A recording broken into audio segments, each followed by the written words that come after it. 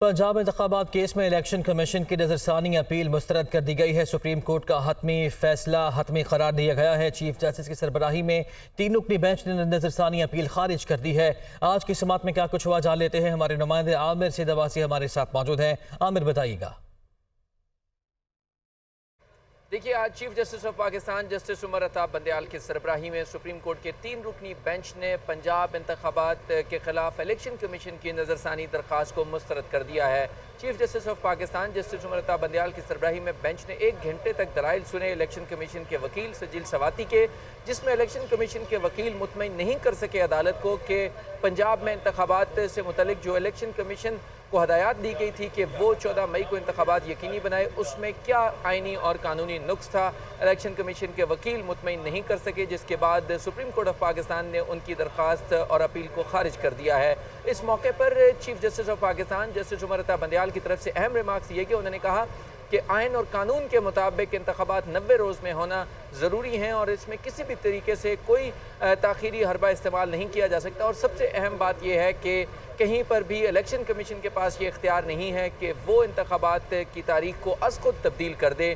یہ کہا supreme court of Pakistan نے۔ اس موقع پر جسٹس منیب اختر نے کہا کہ الیکشن کمیشن جو ہے وہ آئین اور قانون کے مطابق اس انتخابات کو 90 روز میں یقینی بنانے کا پابند ہے۔ اس کے ساتھ ساتھ جسٹس منیب اختر نے کہا کہ آئین کسی کی جاگیر نہیں کہ وہ اس کی خلاف ورزی کی جاتی رہے۔ جسٹس منیب اختر نے کہا کہ آئین میں اور قانون میں بہت واضح ہے کہ انتخابات ہر صورت 90 روز میں ہونا چاہیے، اور اس میں اگر کسی بھی طریقے سے کوئی تاخیر ہونی ہے یا کوئی التوا ہونا ہے تو وہ الیکشن کمیشن فیصلہ نہیں کر سکتا، بلکہ وہ عدالت سے رجوع کر کے عدالت سے آئین اور قانون کے مطابق ہدایات لے سکتا ہے۔ لہٰذا الیکشن کمیشن کے اس فیصلے کو جس میں انتخابات میں تاخیر کی گئی تھی اس کو غیر قانونی اور غیر آئینی قرار دیا گیا، اور یہ کہا گیا ہے کہ الیکشن کمیشن تاریخ میں تبدیلی نہیں کر سکتا اور آئین کے مطابق انتخابات 90 روز میں ہونا طے ہے، اور سپریم کورٹ نے بھی اپنے فیصلے میں یہ طے کیا تھا۔